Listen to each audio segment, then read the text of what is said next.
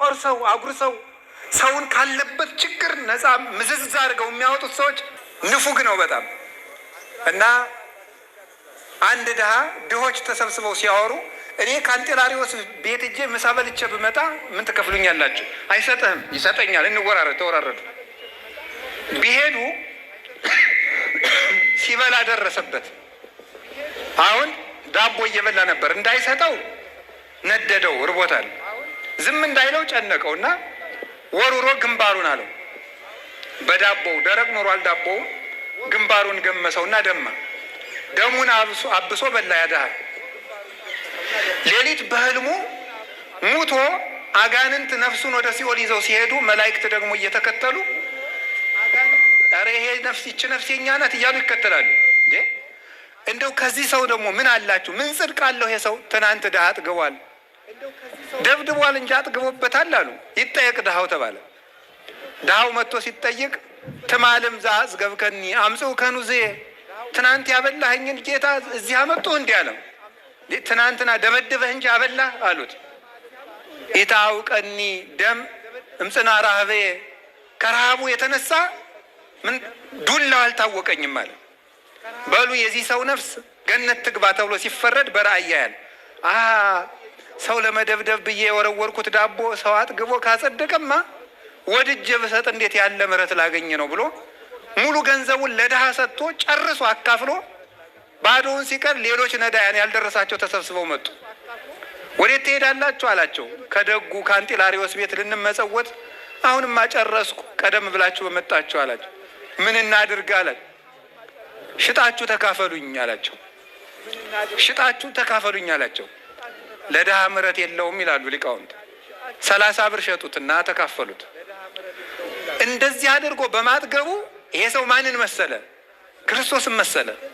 ጌታ 30 ብር ተሽጦ እኛን የእኛን ረሃብ ስጋውን ቆርሶ ደሙን አፍሶ በመጥገብ እንደዋጀን በማጥገብ ይሄ ሰው ራሱን ሽጦ በማብላት ጌታውን መሰለ። ሰው ክርስቶስን የሚመስለው በዚህ ነው ወገኖች። ትሁት የሆነ ሰው ከኔ ይልቅ ባልንጀራ ይገባል የሚል ራሱን ለሰው ለባልንጀራው ቤዛ አድርጎ የሚሰጥ እኔ ነኝ ያጠፋው የሚል ማን ነው? እዚህ መካከል ጥፋተኛው ሲባል እኔ ነኝ እገሌ አይደለም የሚል ይህ ሰው ክርስቶስን ይመስላል።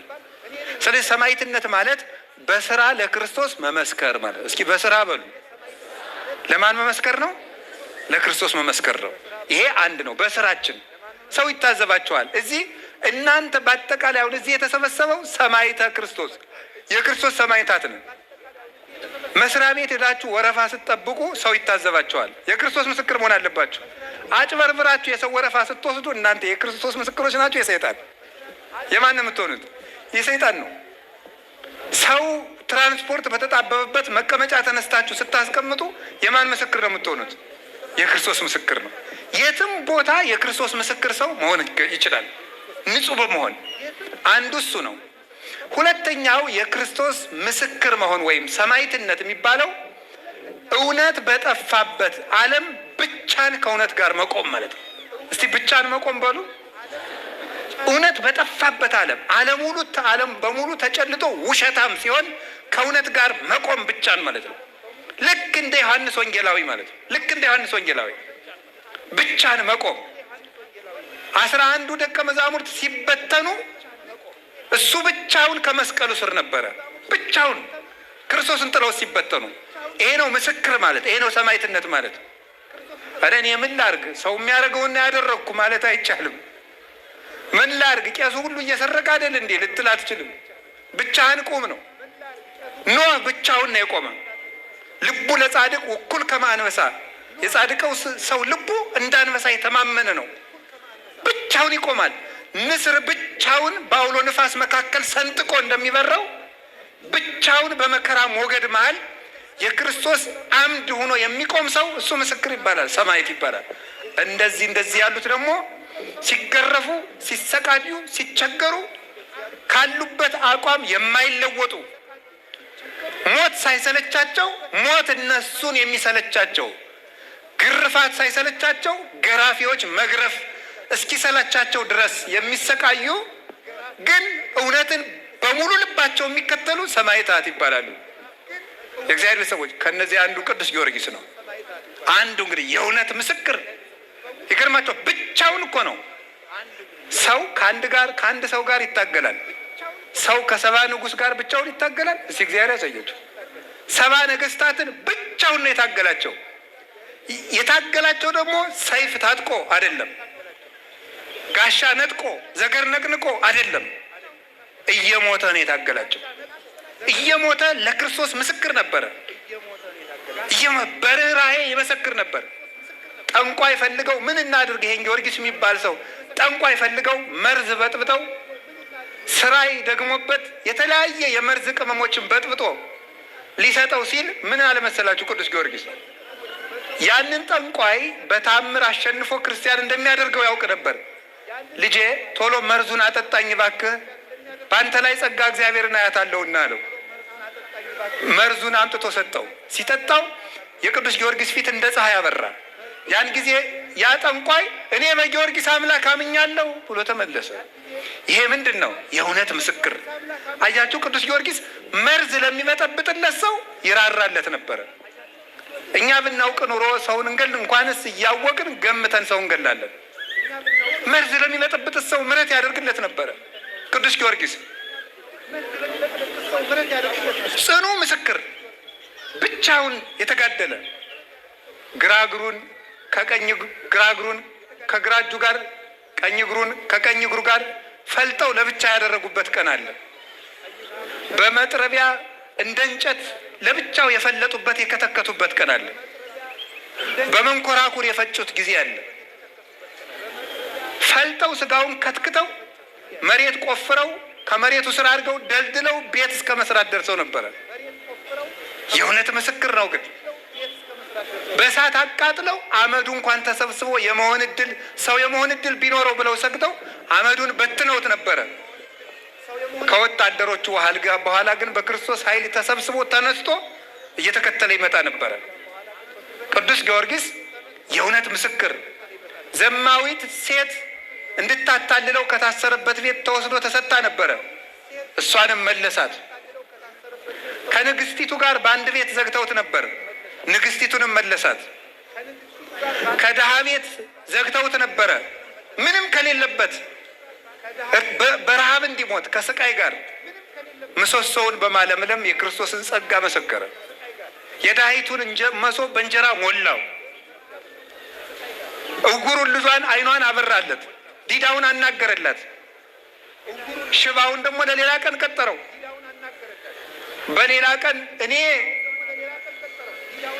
በአጵሎን በጣዖቱ ላምን ነው ብሎ ሰው ሁሉ ተሰብስቦ በሄደበት ሰዎቹ ደስታ ሲሞቱ የገሊላው ጊዮርጊስ ሃይማኖቱን ሊክድ ነው እየተባለ ሰው ሁሉ ተሰብስቦ በቆመበት ያች ድሃም የሃይማኖት የመሪ ልትክድ ነው እያለች እያለቀሰች ሽባውን ልጇን አዝላ ስትመጣ ያንን ልጇን አንተ ልጅ እልሃለሁ በጌታዬ በኢየሱስ ክርስቶስ ስም በእግርህ ና አለው።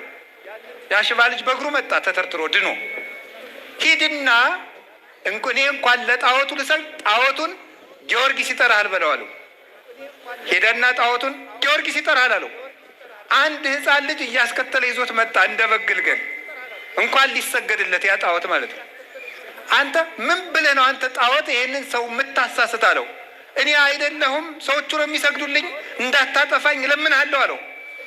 አንተም ያደርክበትም እንጨት በጌታዬ በኢየሱስ ክርስቶስ ስም ወደ እንጦሮጦስ ወረዱ ብሎ ሲያዘው መሬት ተሰንጥቃ ጣዖቱን ዋጠችው።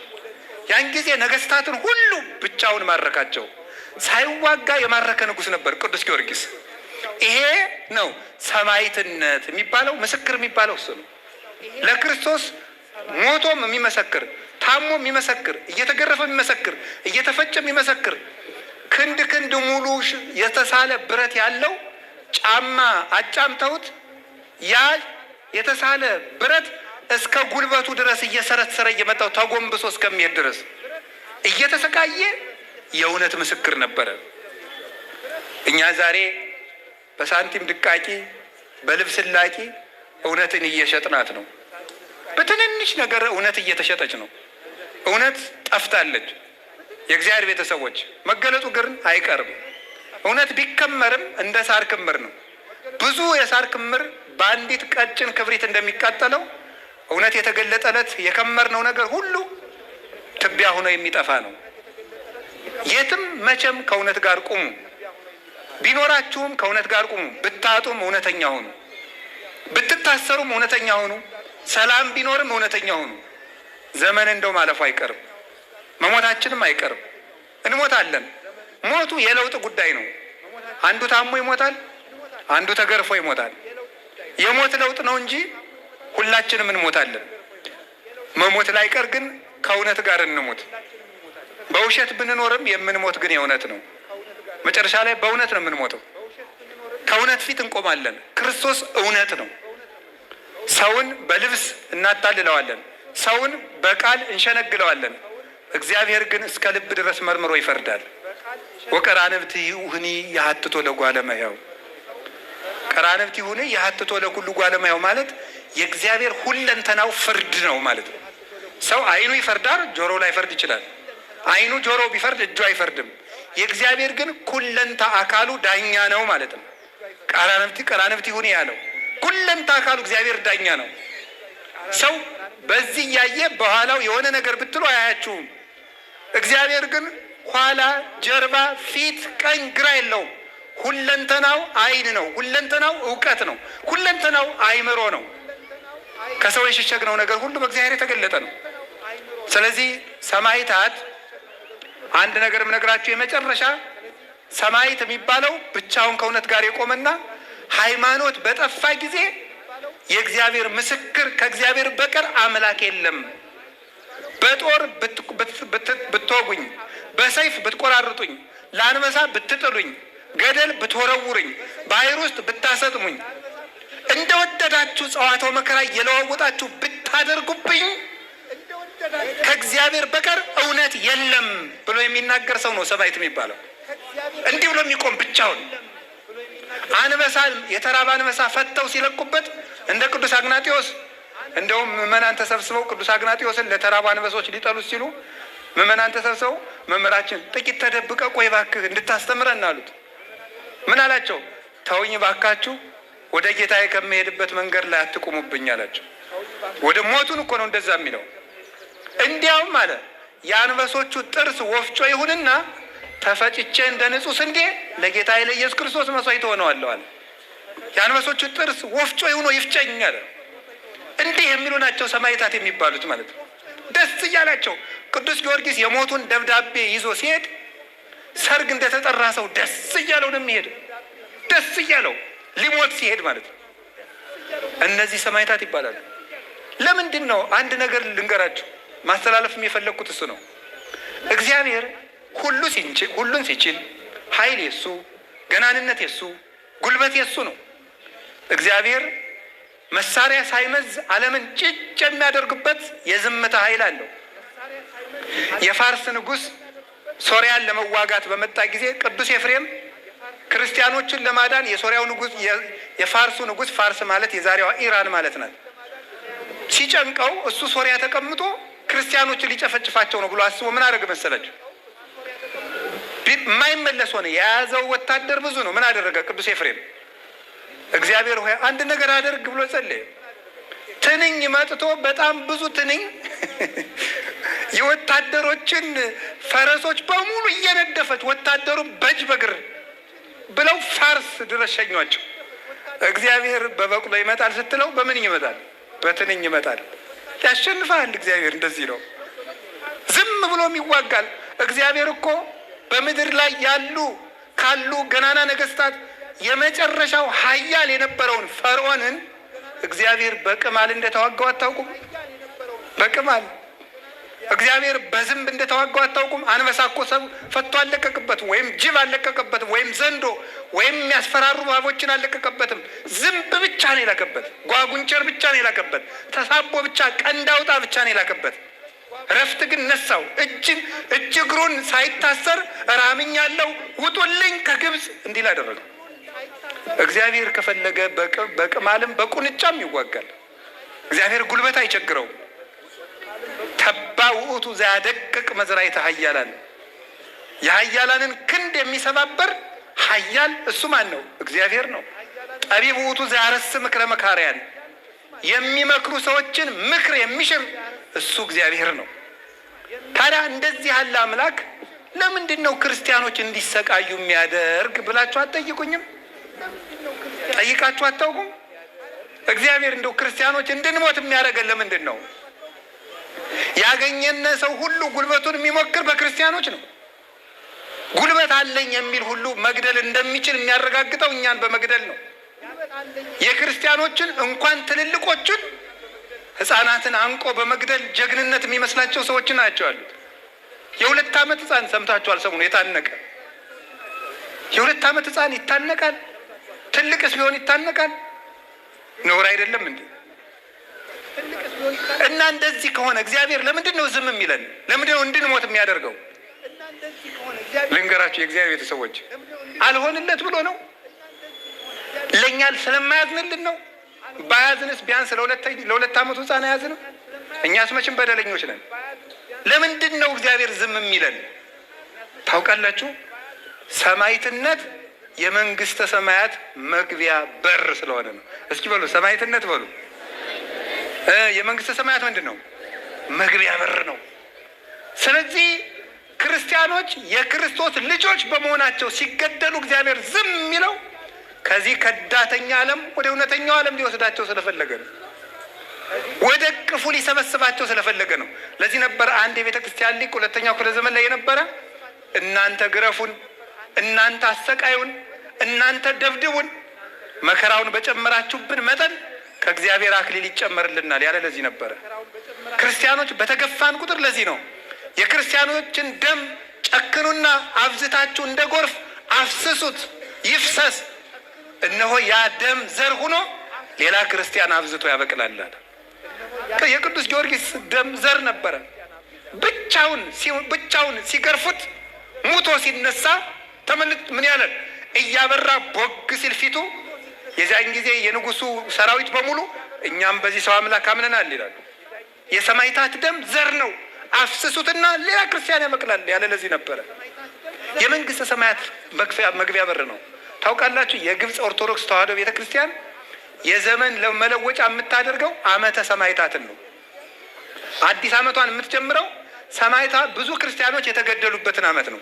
ለምን ሲባል የዘመን መለወጫው ዕለት የአዲስ ዓመት መግቢያ እንደሆነ ሁሉ ሰማዕትነት የመንግስተ ሰማያት መግቢያ በር ነው። ግብፅ ውስጥ ያለ ክርስቲያን እያንዳንዱ ክርስቲያን በክርስቶስ ስም ለመሞት እየተዘጋጀ ነው የሚኖረው።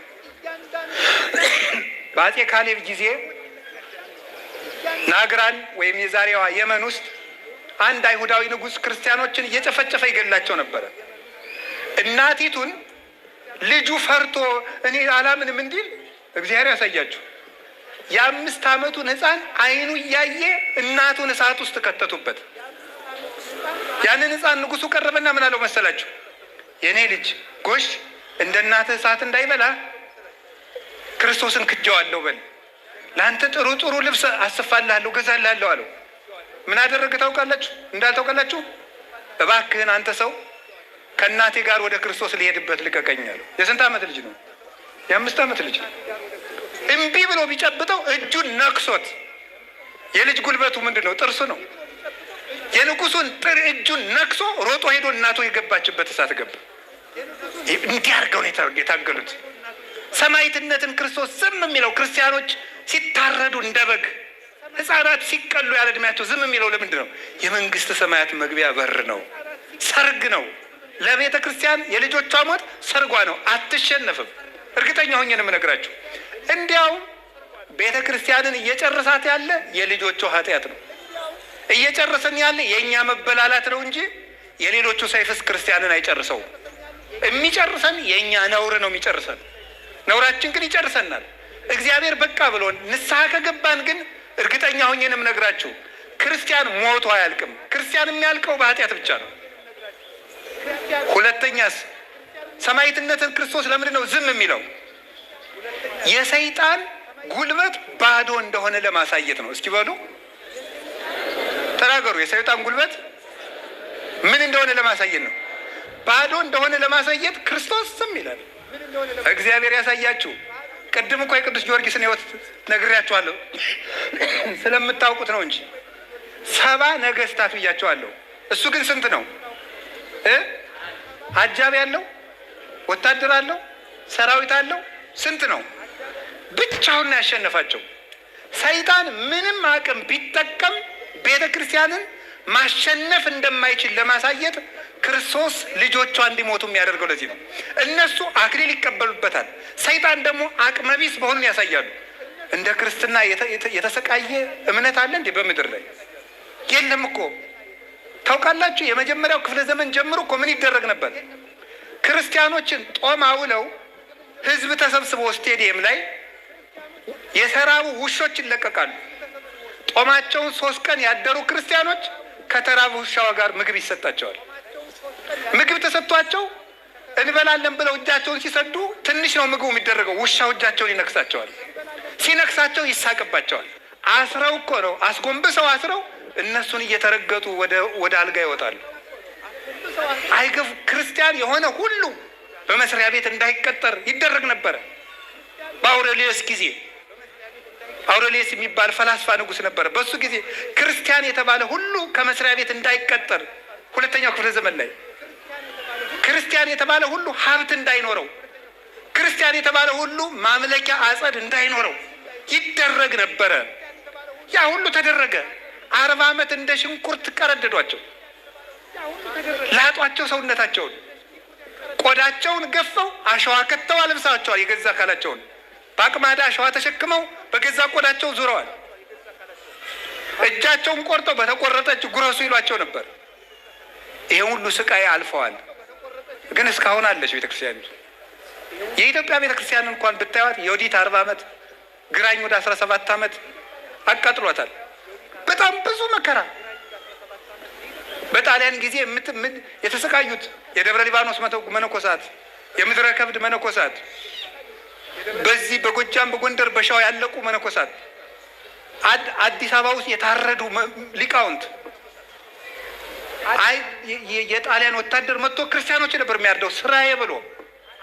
የቅኝ ግዛት የሀብት ማስፋፊያ መስሏቸዋል። ቤተ ክርስቲያንን ለመግደል ለማጥፋት ነበር የመጡት እንጂማ ሄደው ለግዛት ማስፋፋት የመጣ ሰራዊት ሂዶ መነኩሴ ያርዳል? ለምንድን ነው እነዚህ መነኮሳት አርደዋቸው የሄዱት? ለምን ይመስላችኋል? ቤተ ክርስቲያን ግፍ እንድትቀበል ነው። ለምን ይመስላችኋል? የተሾመው የሚበድላት ቤተ ክርስቲያን። በደርግ ጊዜ የወጡትን ስቃዮች ታስታውሳላችሁ። 17 አንቀጾች በማስታወቂያ ሚኒስቴር በደርግ ማስታወቂያ ሚኒስቴር የወጣ 17 አንቀጽ ክርስቲያኖች እሁድ እንዳያስቀድሱ አይወማ አይሴማ እያሉ ጧት ስብሰባ እንዲኖራቸው በማድረግ በጣም ብዙ የሆኑ ግፎችን አልፋለች። ስራዬ ተብሎ ታቅዶበት ቤተክርስቲያኒቱን ለማጥፋት እንዲናደርግ ተብሎ ሄዳችሁ ማንበብ ትችላላችሁ። 17 ቤተክርስቲያኒቱን የማጥፋት ታቅዶ በመንግስት ተሰንዶ እስካሁን እየተሰቃየች አለች። ሁሉም ጉልበቱን ይፈትናል። በልቶ ያልጠገበው ሁሉ መብላት የሚጀምረው ቤተክርስቲያንን ነው። መውቀስ የሚጀምረው ሁሉ የሚወቅሳት ቤተክርስቲያንን ነው። ማሰቃየት የሚጀምረው ሁሉ ቤተክርስቲያንን የሚያሰቃየው። እስካሁን ግን አለች። ለምንድን ነው መሰላችሁ? እንዲህ ይላል ብፁዕ አንተ ስምዖን ወልደ ዮና አንተ ኮኩ ወዲ በዛቲ ኮኩ አንጻ ለቤተ ክርስቲያኔ ወይክልዋ አናቅጸ ሲሆን አማስኖታ ዋንቀልቅሎታ። ስምዖን ሆይ አንተ ብፁዕ ነህ፣ አንተ አለት ነህ። በዚያ አለት ላይ ቤተ ክርስቲያኔን መሰረታት አለው፣ የሲኦል ደጆችም ሊያነዋውጧት አይችሉም። ማቴዎስ 16:29 16:19 አንተ አለት ነህ፣ በዚህ አለት ላይ ቤተ ክርስቲያንን መሰረታት አለው። አለት ያለው ማንን ይመስላችኋል? ክርስቶስን ነው።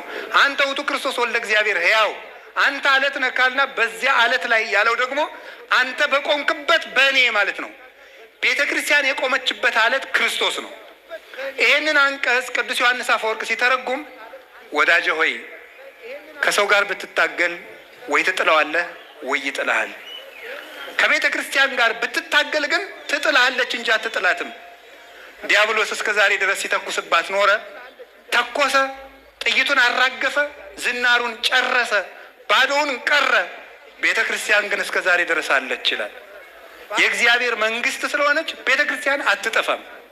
ጅል ክርስቲያን ሊያልቅ ይችላል እንጂ። ስለዚህ ዲያብሎስ ሁሉንም ጉልበቱን ቢጠቀም ሀብትንም ንብረትንም ዝሙትንም ቢጠቀም አሁን የመጣው ቴክኖሎጂ ከኒውክሌር ጦርነት ይብሳል ለኦርቶዶክስ ቤተክርስቲያን። አሁን የመጣው ቴክኖሎጂ በራሱ ይሄ ቴክኖሎጂ ማለት ምን ማለት ነው? ሚዲያው ራሱ ቲክታኩ፣ ዩቲዩቡ፣ ፌስቡኩ ምኑ በኦርቶዶክስ ላይ ከፍተኛ የሆነ ፈንጅ ከመተኮስ ይብሳል። ይሄ የክርስቲያኖችን ህይወት በማሽመድመድ ማለት ነው። ዲያብሎስ አንድ እየተዋጋን ያለ በዚህ ነው። በፍልስፍና ይዋጋናል፣ በሳይንሱ ይዋጋናል፣ በቴክኖሎጂ ይዋጋል። ቤተ ክርስቲያንን ለማጥፋት አጋጣሚ ሁሉ ይጠቀማል። ዞሮ ዞሮ ግን ሁሉንም ነገር ቢጠቀም ከቤተ ክርስቲያን በታች ነው ሁሉም ነገር ለማለት ሰማዕታት መከራ የሚቀበሉ ስለዚህ ነበር። ቅዱስ ጊዮርጊስን አሰቃይቶ ያላግጥ የነበረው ንጉሥ መጨረሻ ላይ ምን ሆኖ እንደሞተ አይታችኋል አይደለም? ቅዱስ ጊዮርጊስ ካረፈ በኋላ ምንድን ነው ያደረገ? ክርስቲያኖችን በሙሉ ገሎ የቅዱስ ጊዮርጊስን ቤተ ክርስቲያን አቃጥላለሁ ብሎ ሲሄድ ምንድን ነው የሆነው? ደወሉ መሐላናቱን አለው አይደለም? መሐላናቱን አለው። ቅዱስ ሚካኤልና ቅዱስ ገብርኤል ከቅዱስ ጊዮርጊስ ቤተክርስቲያን የሚበራውን ቀንዲል አምጥተው አይኑን ደፉበት። እውሩ ሲደናበስ ደወሉ መሐላናቱን አለው። መጨረሻ ላይ ሞተ። ቤተ ክርስቲያንን ታግለህ አትጥላትም ያለው ለዚህ ነበረ። ጻድቅ ሞቶ ይኮንን ረሲአነ፣ ጻድቅ ሰው ሙቶ እንኳን ይገዛል። በዚህ ነበረ። ስለዚህ ሰማዕትነት ለዚህ ነው የተፈቀደው። የመጨረሻ ሰማዕትነትን ለምንድን ነው ክርስቶስ የሚፈቅደው? ክርስቶስን ስለሚያስመስለን። እስኪ በሉ ሁላችሁ በሉ። ምን አላችሁኝ? አዎ። ስለዚህ ምንድን ነው የሚለው ቅዱስ ጳውሎስ? እንዲህ ይላል፣ እኔ ቢቻለኝ ክርስቶስን በሞቱ እንኳን ልመስለው እፈልጋለሁ። አንድ ጊዜ ሁላችሁ በሉ፣ እኔ በሉ። ቢቻለኝ ጌታዬን በሞቱ ልመስለው በሉ።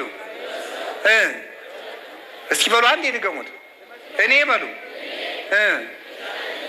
ቢቻለኝ በሉ ጌታዬን በሞቱ ልመስለው ምን እላለሁ? እፈልጋለሁ ነው። እሱን መስለን ከሞትን እሱን መስለን ምን እንላለን? እንነሳለን ነው። እምከመ አረይነ ሕማመ ምስሌሁ ከማሁ ንኤሪ ክብረ ምስሌሁ። እሱን በመከራ ከመሰል ነው በክብር እንመስለዋለን አለ። ወረሰይክዎ ለኩሉ ከመ እዳው። ቅዱስ ጳውሎስ ምንም ነገር ብታቀርብልኝ ለእኔ እንደ ምናምንቴ ቆጥረዋለሁ አለ።